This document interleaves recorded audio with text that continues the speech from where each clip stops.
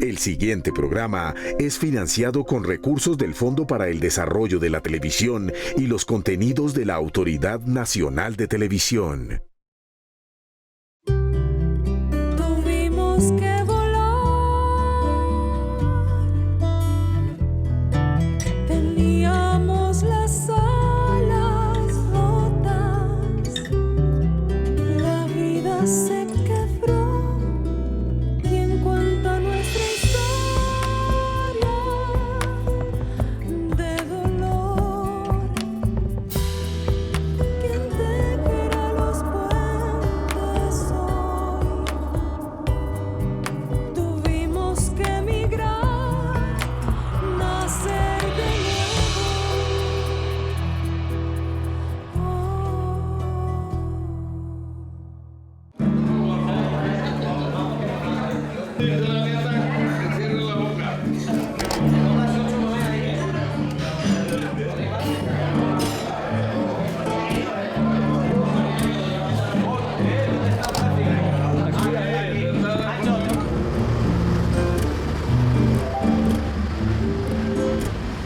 Media distancia. Destinación Murcia del Carmen.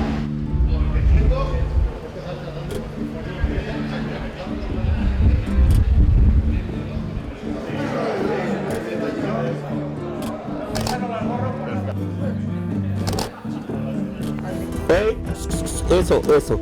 Ahí, otra vez, mírenme. Ya.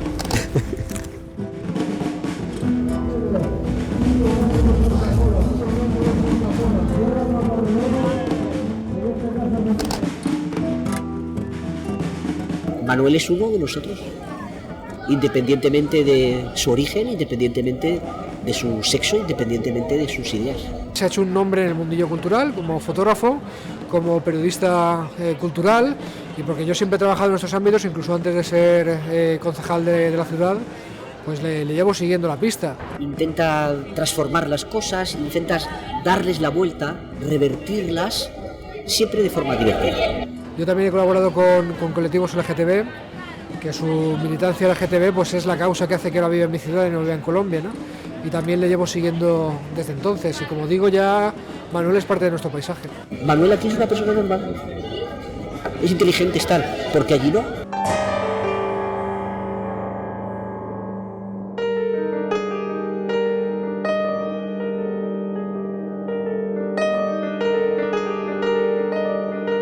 Yo he sido feliz a pesar de las amenazas, incluso siendo un refugiado político o un asilado en España, yo he aprendido a ser feliz dentro de la crisis. Sí, es decir, uno no puede morirse antes, porque si se empieza a morir antes, pues ya se está muriendo. Entonces yo lo que quiero es vivir bien hasta cuando me muera.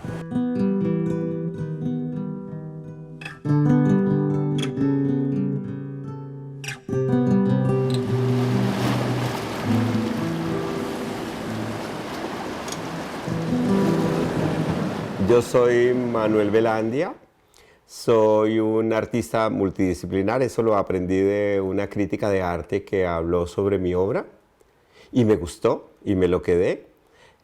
Trabajo en campos muy diversos, la fotografía, el grabado, la poesía, la escultura, la pintura.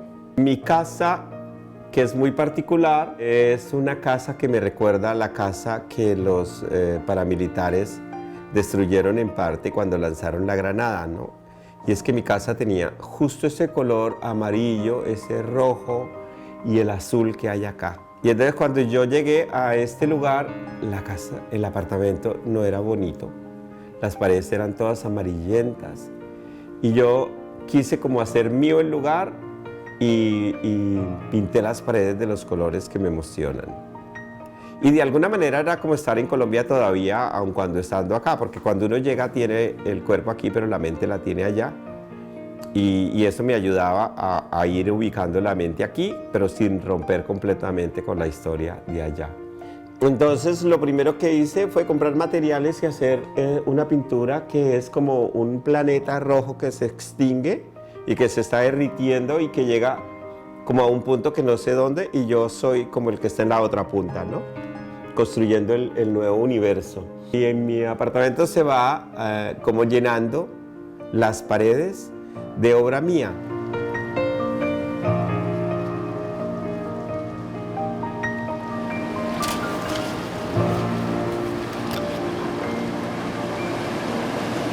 Yo creo que con mis amenazas son muchas cosas las que se conjugan, ¿no? Porque en Colombia la gente decía, no decía necesito un homosexual para un programa de televisión, sino ¿dónde consigo a Manuel Velandia? Sí, o sea, yo era como la homosexualidad colombiana en los medios. Por otra parte, el primer ministro de Salud que hubo del M-19 fue Camilo González Pozo, y yo fui el primer miembro de la comunidad en el mundo que fue asesor de un ministro de salud para diseñar programas de salud para las comunidades vulnerables, como los homosexuales y las trabajadoras sexuales. Entonces digamos que eso a la derecha le sonaba horrible. Nosotros fuimos con Camilo González a explicar al Senado de la República por qué era importante que tuviéramos presupuesto para estos proyectos. Pero por otro lado, en la necesidad de que la gente se protegiera, yo fui desarrollando estrategias que para nosotros eran complicadas. Incluso había gente que se ponía roja oyendo los talleres, ¿no? Y que le parecía que eso no se debía hacer. Eso todavía es transgresor. Pero para la derecha, muy de la derecha, es demasiado transgresor. Entonces, incluso, por ejemplo, cuando en Colombia empieza el programa de SIDA en el ministerio, que fue en el 87, esa persona que empezó los programas en el ministerio había quitado recursos a la Universidad Nacional de un proyecto porque habíamos puesto una imagen en que yo le tocaba a otro chico la mano, porque el video era una apología a la homosexualidad y el ministerio no la podía hacer. Entonces, pues con ese criterio, ¿cómo se podía hacer prevención? Yo sé que soy subversida, yo lo digo varias veces, o sea, un subversivo del SIDA es un subversida.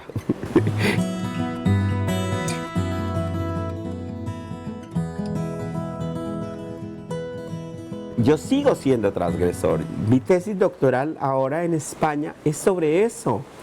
Cómo trabaja la gente en las organizaciones en España, porque la vida genital y el erotismo cambia y la gente se encuentra unas maneras súper sofisticadas y extrañas de pasarla bien, y entonces en esas formas de pasarla bien correr riesgos. Entonces hay que aprender de cómo tiran los otros para poderle decir cómo hacerlo mejor. Yo no quiero que nadie deje de hacer. Me parece que es un ejercicio de la autodeterminación. Solo quiero decirle que si lo hace, lo siga disfrutando, disminuyendo el riesgo o quitándolo totalmente. Una voz ronca y desconocida invade mis oídos. Hijueputa, lo vamos a matar. A cero se reduce la respuesta. Pasan las horas como si fueran días. Pasan los días como si fueran meses. El miedo alarga el tiempo. Silencio espeso y largo. La voz retumba en mi cabeza. Este poema yo no lo escribí en Colombia.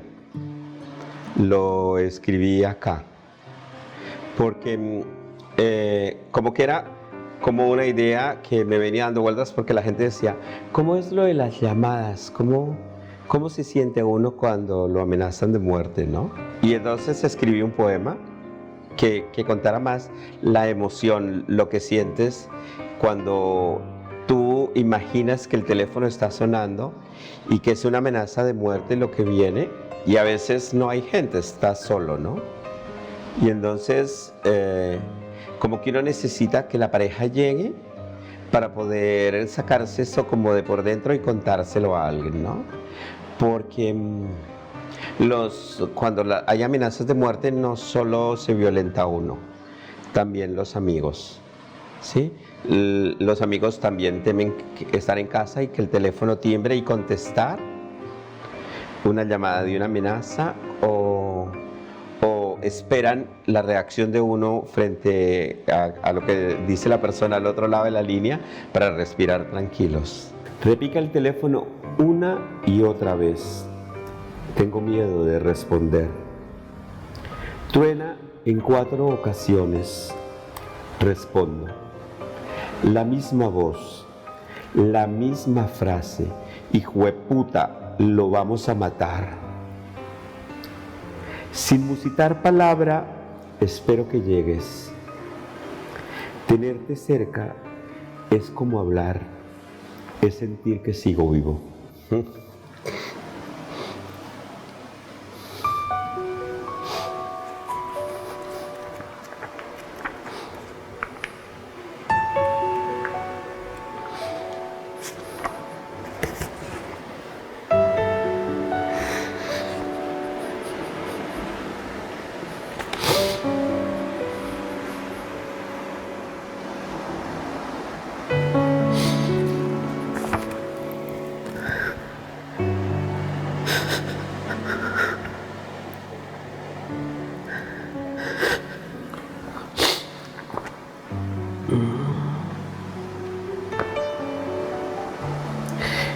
Es que, bueno, Ricardo, que era mi novio,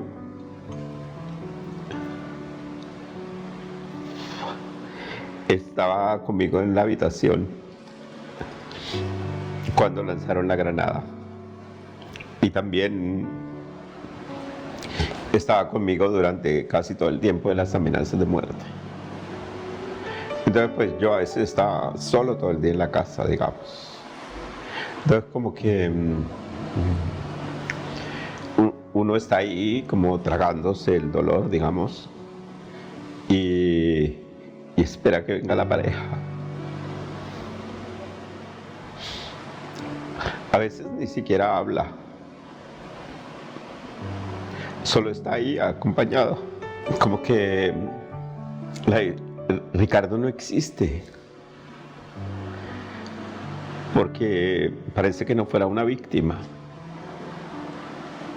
Sí, pero fue una víctima, ¿no? De la granada, de las amenazas, de las violencias cotidianas, ¿no? No he ido a la guerra, es cierto. Nuestros cuerpos se estremecieron. Una explosión de no pasión se metió en nuestra cama. No he ido a la guerra, es cierto.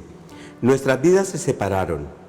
Continué mi lucha en otras camas, con otros hombres. Acariciar no es otra forma de hacer la guerra, es sentir que se está vivo, avanzar en otros territorios de paz. Matar con cualquier excusa, desaparecer, empobrecer, desplazar, masacrar, son manifestaciones de la locura. Cordura, cordura es amar.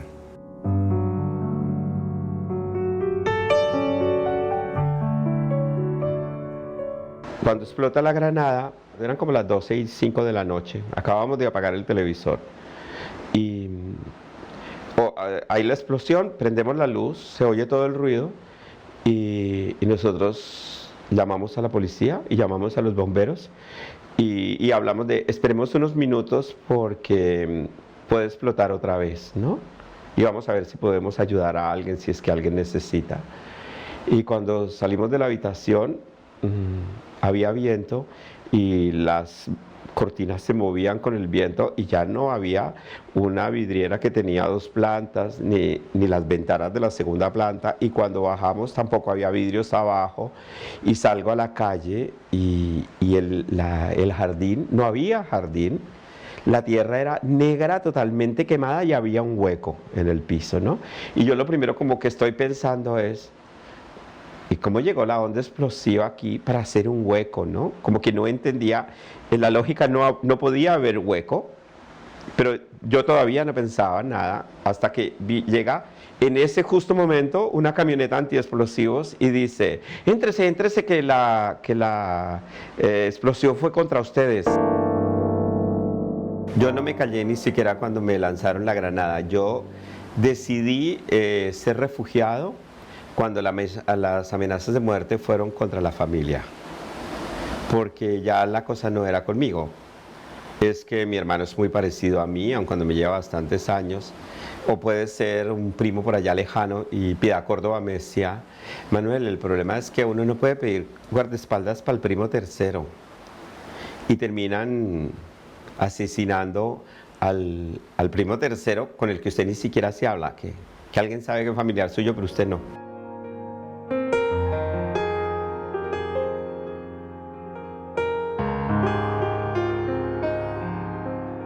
Yo estaba en Cali dando una conferencia sobre los derechos humanos entendidos como derechos sexuales. Y entonces alguien que estaba en el público me dice: Manuel, acaban de detener al senador Araujo por paramilitar. ¿Usted cree que se va a caer el proyecto de ley de parejas del mismo sexo? Porque nosotros veníamos presentando en cada legislatura el proyecto de ley de parejas, y resulta que Araujo, que nunca había estado en el tema, resulta presentando el proyecto primero que nosotros, y esto era horrible, porque uno no puede decir es que no estoy de acuerdo, porque sí estoy de acuerdo, aun cuando hubiera sido un paramilitar el que lo presentara, pero era como horrible. Entonces yo en ese momento pues contesto lo que pienso realmente, y es: mira, si realmente Araujo es paramilitar, yo preferiría que el proyecto se caiga, porque es que yo me sentiría muy mal de tener derechos porque me los consiguió un asesino, un paramilitar. Yo prefiero que me vulneren. Ya iba para el aeropuerto y me llama Piedad Córdoba y me dice: Piedad, Manuel, terrible lo que dijo en la radio. Yo no he dado entrevistas para la radio, que sí, que está en RCN, y usted dice que Araujo paramilitar y otras cosas lo van a matar. No diga eso. Yo le digo: mierda, pero yo no dije eso. Es decir, yo estaba en una conferencia y uno de los que estaba ahí lo filtró, o era un periodista que me vulneró los derechos porque me estaba entrevistando y no me dijo que era un periodista. Y esa misma tarde me llaman, y ya las amenazas de muerte no fueron contra mí, sino contra la familia. Yo hablo con Piedad Córdoba y hablo con otros líderes de diferentes organizaciones trabajando en temas de derechos humanos, y todos me decían: Manuel, es que frente a eso ya es muy difícil. Entonces, pues la alternativa era venirme.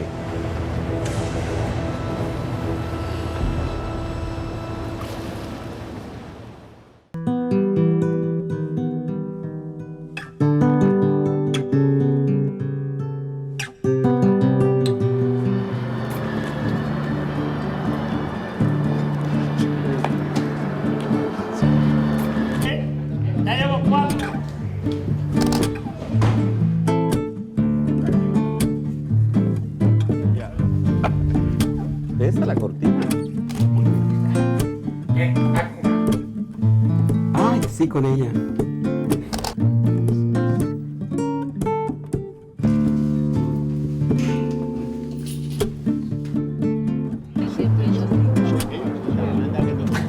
No.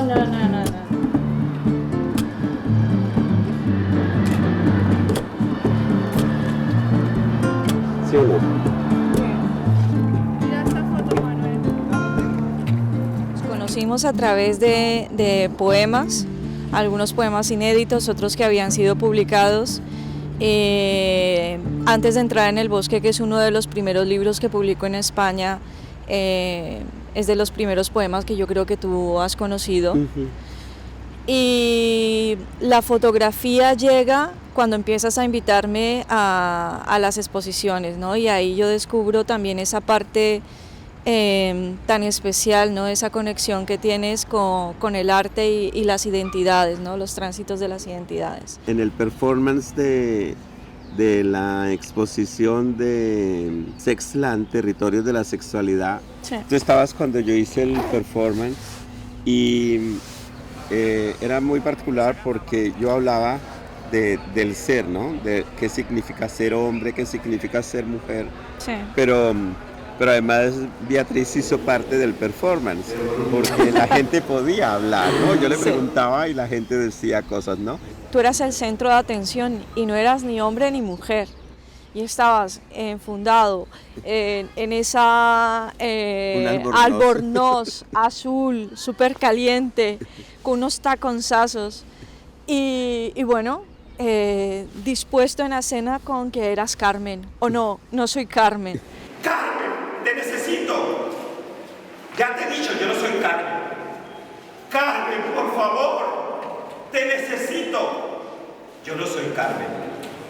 Ay, yo les contesto, regio, de acuerdo. Si la mujer es lo mejor que hay, ay, yo quiero ser mujer. Porque mi verdadero nombre es Carmen, la de Bizet.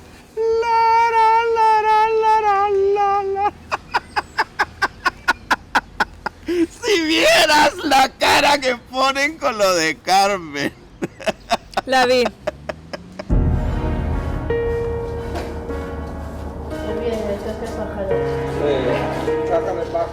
Cómo representar la violencia en las mujeres sin que sea maquillaje de morados o chicas realmente violentadas, sino que sea como de una manera más poética también desde la fotografía. Beatriz no es una típica poesía convencional o sobre amor o que tiene una construcción a la hora de contar las historias, ¿no? Digamos como más común, ¿no? Entonces sale un poco de la niña normal y se pone en la piel de ellas, ¿no? Entonces ella quería un poco marcar eso, ¿no? Poesía de alta traición, ¿no?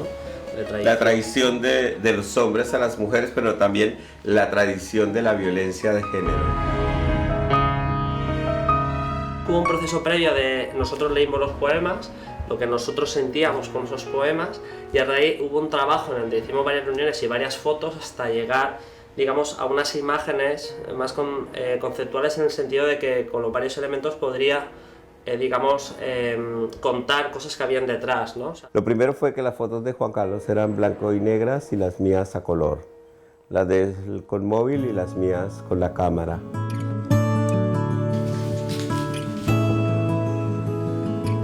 El maniquí lo encontramos en la basura abandonado y estábamos en un rally fotográfico y lo encontramos y tuvimos que entrar al basurero por encima de un muro a rescatarlo. Era originalmente así rojo y tenía todas las heridas de la vida como viene, no le cambiamos absolutamente nada, entonces era una maravilla poderlo encontrar así. El trabajo que hubo detrás para poder mostrar de forma sutil y no explícita esa violencia quedó un poco marcado, ¿no? En esa decisión de poner en color, blanco y negro, las tipografías, un poco los contrastes de rojo y negro. Hay otros poemas que no pusimos fotografías, sino que lo que hice fue como una ilustración con la sangre.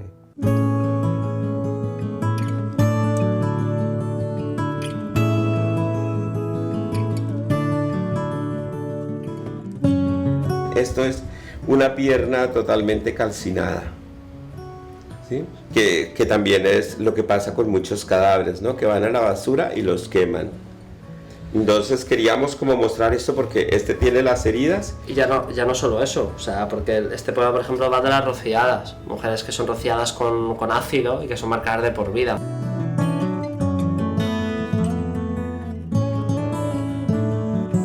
Piel abierta. En la morgue reposa desnuda. La arrojaron al vacío de los cuerpos sin nombre. Cercenaron su muslo con una navaja. Perra, se leía en piel abierta.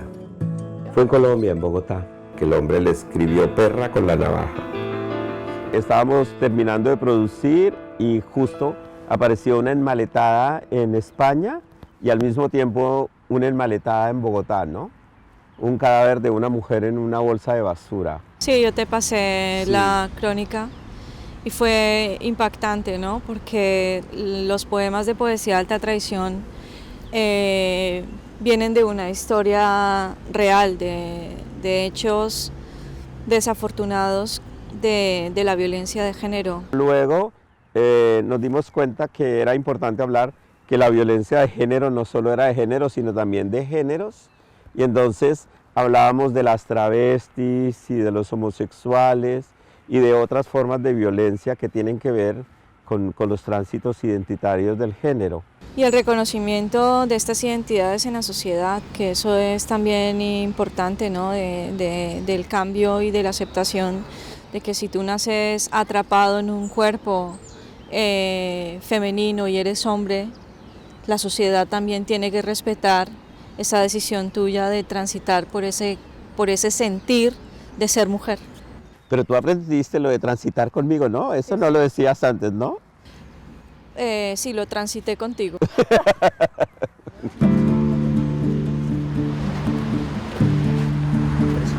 Nosotros trabajamos siempre juntos. Es muy común que hagamos fotos juntos y en el proyecto se nota que aun cuando siempre salimos juntos a hacer fotos, son totalmente diferentes. Es decir, el instrumento con el que los hacemos es distinto, el manejo del color es diferente, pero además la óptica con la que explicamos la cotidianidad es muy diferente, pero nos retroalimentamos.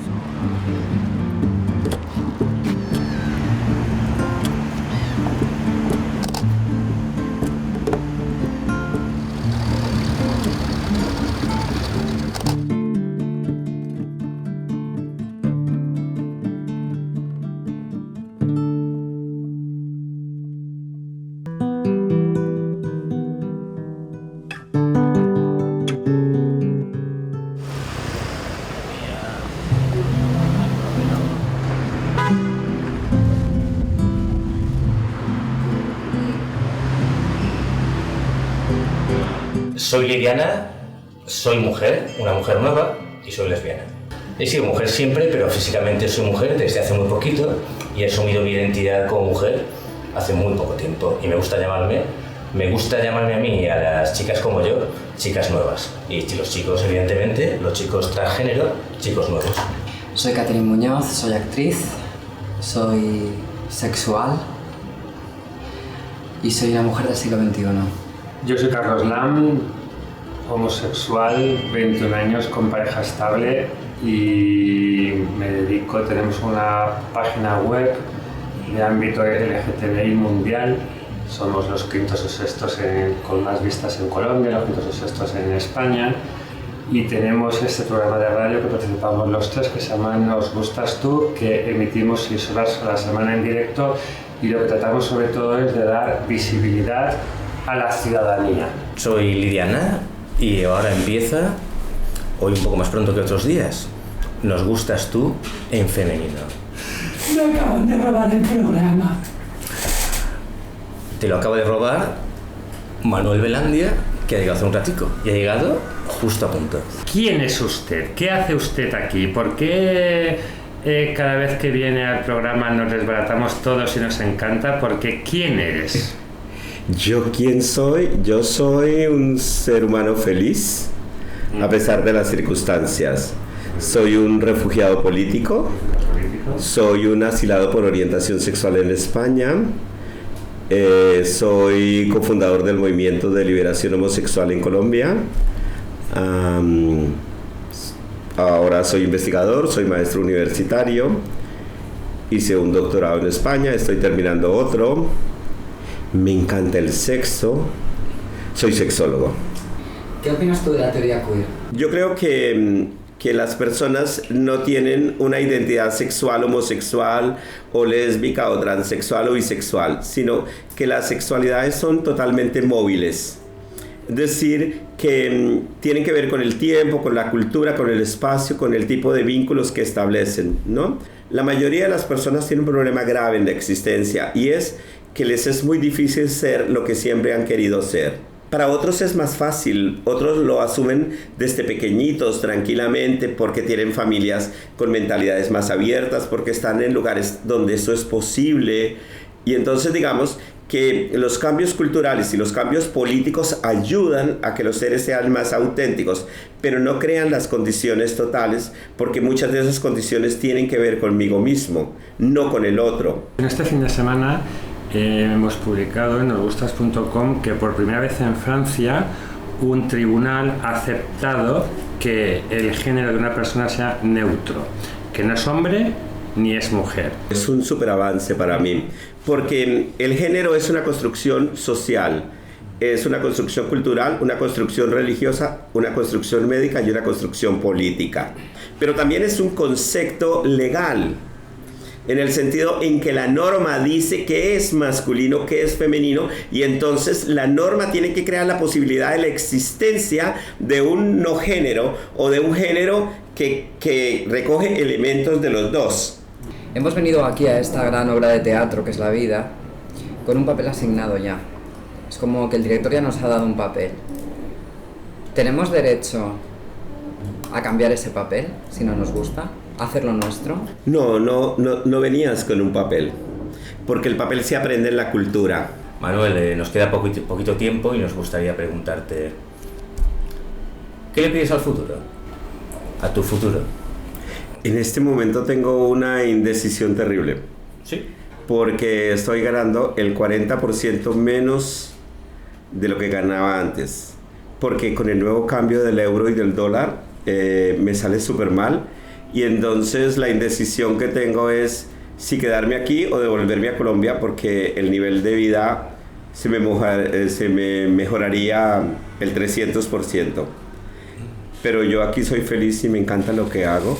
Entonces, lo que viene en el futuro es un interrogante grandísimo. Manuel, pues se nos ha acabado el tiempo y como siempre, ha sido maravilloso tenerte aquí. Gracias. A ti. La Barbie se convierte en transexual.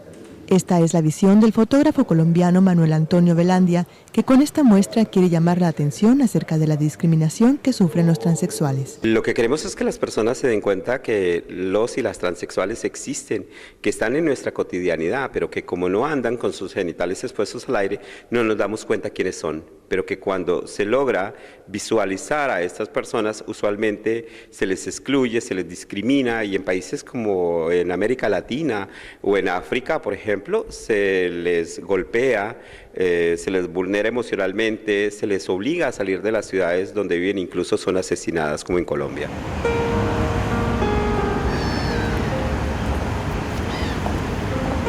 Yo empecé a trabajar con el SIDA 3 meses después del primer artículo en los Estados Unidos. Yo pues ya era miembro del movimiento gay, yo había ayudado a fundar el movimiento homosexual en Colombia, digamos, y entonces nos empezaron a llegar artículos en revistas gay norteamericanas que hablaban de una enfermedad que se llamaba el cáncer de los homosexuales.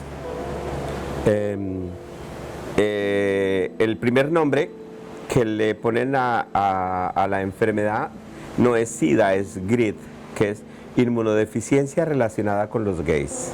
Entonces empiezo a buscar documentos y coincidencialmente, cuando estoy mirando los documentos, muere una mujer en Cartagena, que es oficialmente la primera persona que muere, y en el 84. Y entonces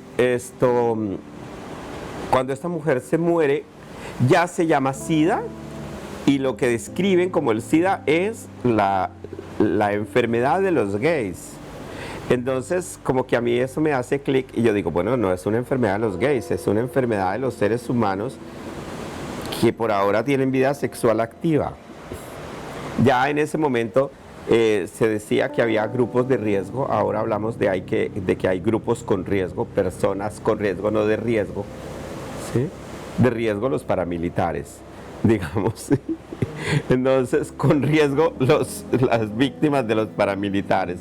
Entonces, el cuento es como que ya se sabía que eran las 4 H's: haitianos, hemofílicos, heroinómanos y homosexuales, ¿no? Y yo decía, ¿y las mujeres? ¿Dónde están las mujeres? Porque ya están apareciendo casos de mujeres y todavía de eso no nos hablaban. Y yo digo, uy, brutos, esto es grave, le va a afectar a todo el mundo. Bueno, en esos mismos días, la Facultad de Enfermería de la Universidad Nacional empezaba un estudio sobre enfermedades de transmisión sexual en Bogotá. Y entonces necesitaban un sociólogo que tuviera como un acercamiento a la salud. y me invitaron para una entrevista y yo les conté por qué para mí era importante la salud y ya empecé como parte del grupo de investigación. En el 89 estaban buscando 4 líderes en todo el mundo con experiencias de trabajo con gays que presentaran experiencias novedosas y la Panos Institute de Londres estaba buscando esos personajes y un personaje de estos que investiga llega a Colombia y toda la gente le dice que hable conmigo y yo le conté que yo le estaba enseñando a la gente a poner los condones con la boca y el otro dijo, no sabía que esto se podía hacer. Yo estoy entrevistando gente en 40 países y no sabía que alguien enseñara eso. Lo suyo es novedosísimo.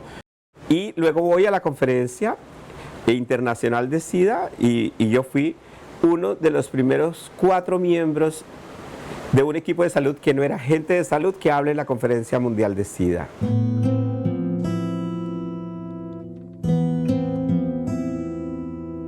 En el caso de Colombia, yo lo que hice fue una investigación de corte etnográfico, pero a través de entrevistas y de grupos de discusión con personas que vivían con el virus del SIDA o ya con SIDA, o personas que tenían riesgo a través de sus prácticas de infectarse con el virus del SIDA. Y una de las personas que entrevisté fue una trabajadora sexual. Ella vivía en una habitación arrendada y entonces la única manera que encontró de resolver la economía era en el trabajo sexual. Y entonces yo le pregunto que si se protege, que si usa condón y ella me dice que no, porque los hombres pagan un poco más por tener relaciones sin protección. Quiero decir que un poco más era que le pagaban 5.000 pesos colombianos por una relación sin protección, ¿sí? Entonces, le pregunto pues si ella piensa en alguna otra manera de protegerse y ella dice que cuando va a entrar con un cliente, ella le reza al Sagrado Corazón porque el Sagrado Corazón más que nadie sabe que ella no tiene relaciones con los hombres porque le guste, sino porque le toca y entonces le reza al Sagrado Corazón para que la proteja. Y a mí esto me impactó muchísimo y entonces yo pensé, hay que hacer una obra que cuente esa realidad de esta mujer. Y hice pues esta obra que se llama El Sagrado Corazón nos protege.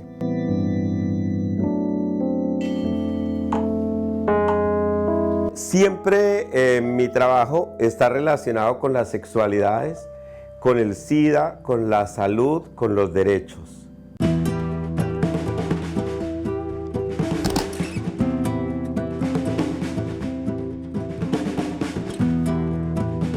En la historia de trabajar con el SIDA, en Colombia hay unas anécdotas rarísimas. Es decir, yo me encontré con los paramilitares, con los guerrilleros, con sacerdotes viviendo con SIDA,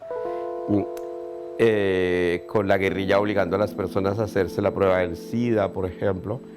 Y todo eso crea como unas historias que cuando yo me acuerdo, a veces como entiendo que yo no tenía problemas ni con todos los paramilitares ni con todos los guerrilleros, sino con algunos, ¿no? Porque, por ejemplo, alguna vez estando en el hospital en Caquetá, dando una conferencia, ha venido un guerrillero en una moto y me han pedido que salga del hospital. Yo fui con el guerrillero en la moto a las afueras de la ciudad y había como una reunión con varios guerrilleros y me contaron que un guerrillero tenía SIDA, que qué tenían que hacer. Entonces yo les doy todas las explicaciones, todas las cosas y le digo de la importancia de estar afiliado a la Seguridad Social. El personaje no estaba afiliado, por supuesto, y le digo cuáles eran sus derechos en salud, ¿no? Y como 3 meses después, Esperancita, que trabaja conmigo, me dice que un señor está en la puerta y que ha dicho que cuando lo vea, lo reconozco. Y claro, yo me asomo por la ventana y era el guerrillero, que ya tenía seguridad social, que ya había cumplido las 100 semanas y que además ya le habían dado los inhibidores. Una vez íbamos a dar una conferencia en Boyacá y paran el auto en el que vamos y nos dicen que tenemos que ir a otro pueblo Y cuando llegamos a ese pueblo hay un sacerdote que vive con SIDA, pero toda la gente de la comunidad sabe que el sacerdote tiene cáncer. Era muy extraño porque al cura le habían puesto la cama en la sala y en la parte de atrás habían puesto ladrillos. Y entonces la cama quedaba así, como en ángulo, y el cura le daba la bendición a todo el que se asomaba por la ventana y desde ahí decía la misa.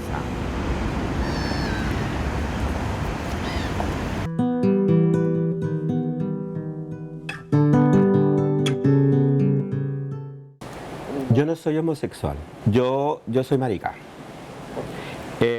Ni soy gay tampoco, es decir, gay son como los militantes de las organizaciones de los homosexuales en los Estados Unidos y menos en España. En España es gay, con A e H latina. No soy homosexual porque eso fue la primera enfermedad en el mundo de contenidos sexuales y de orden emocional. Entonces yo no tengo una enfermedad. En un congreso de sexología en la Universidad Nacional, en la última fila, cuando yo entro, alguien se voltea y le dice al otro, este es el marica que va a hablar. Y yo en ese momento pensé que lo que había preparado no era lo que tenía que decir, porque era una mesa de 3 mujeres y yo, y ellas las 3 eran heterosexuales, y yo, el marica de la mesa, íbamos a hablar de la homosexualidad. Entonces a ellas les parecía, ay, tan divino tener un amigo marica, ¿sí? Yo pensé que lo que había que hablar era lo difícil que era ser marica, hasta el punto de que en un congreso de sexología, ese señor que está allá en la última fila de camisa roja, sí, usted, ha dicho que yo soy el marica que va a hablar. Sí, tenía razón, yo soy marica. Marica viene de María, de femenino. Usted está rechazando que los hombres seamos femeninos. Yo tengo derecho a ser como se me dé la gana. Yo creo que las cosas no solo hay que llamarlas por su nombre, sino que el nombre es también político. Pero cuando eso la homosexualidad era delito, 1976, y dejó de ser delito en el 81. Ya después empezó lo del SIDA, y entonces yo les dije, el movimiento gay debería trabajar en el SIDA, porque es una enfermedad homosexuales. Entonces aprobaron que no. Y lo más tenaz es que la gran mayoría de los que eran líderes, todos se murieron con SIDA. Solo quedábamos como 3. Entonces fue como horrible porque se fue muriendo toda la gente, ¿no? Y además muy rápido.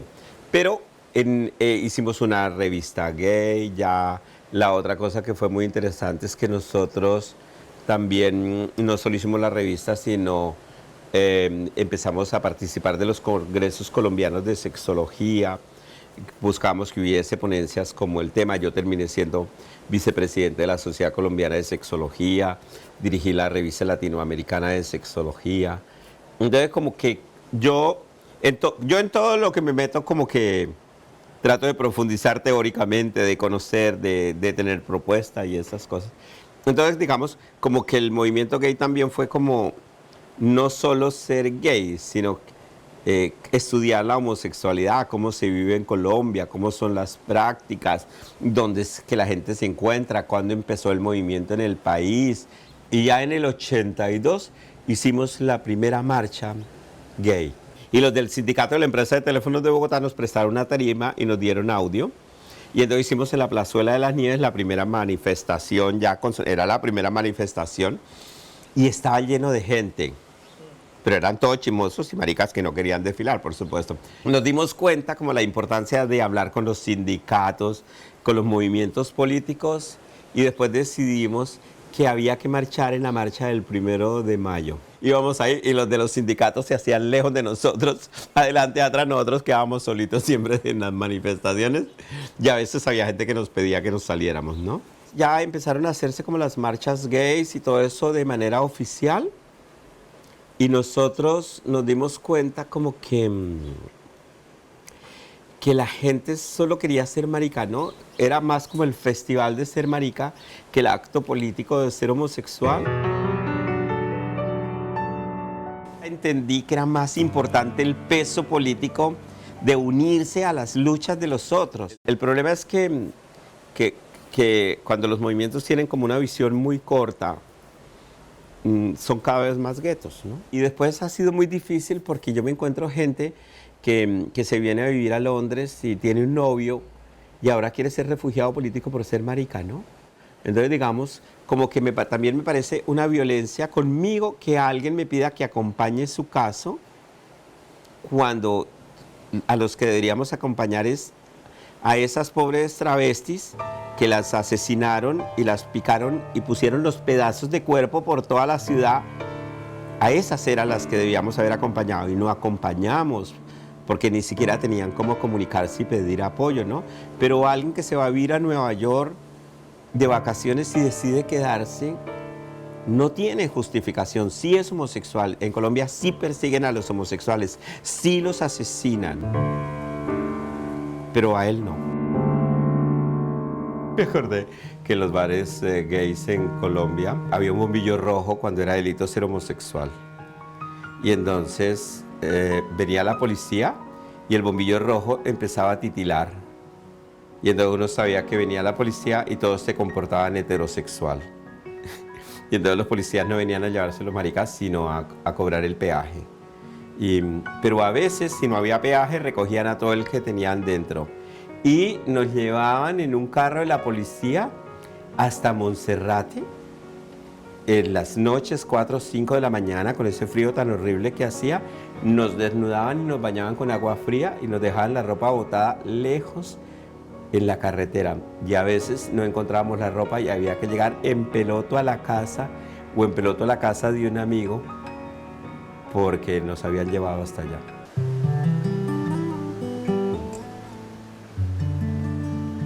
¿Derecho a la felicidad?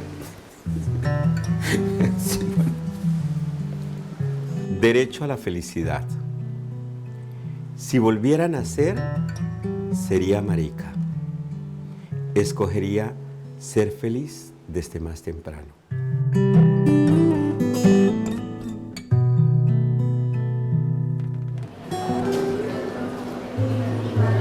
Hay una cosa que me ha llamado muchísimo la atención y es toda la necesidad que se ha construido para explicar por qué alguien es homosexual. Cuando yo me di cuenta de que era homosexual, pensé que había nacido así. Después leí algunos documentos científicos y deduje que mi madre tenía la culpa. Pero otras teorías me aclararon que la raíz era la relación con mi padre o que con ambos. Posteriormente concluí que era cuestión de hormonas, pero no tardé en enterarme de que tenía que ver con mi hipotálamo. Cuando creía tener una respuesta, me enteré de que estaba relacionado con mi herencia y mi cromosoma X. Después de mucho pensarlo, creí que me había hecho homosexual. Por suerte, a pesar de tanta ciencia, sigo siendo feliz. El origen es lo de menos.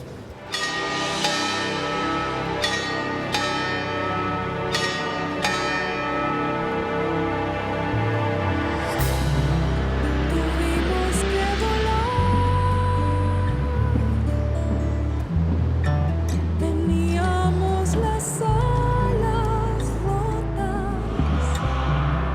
la vida se quebró y en cuanto a nuestra historia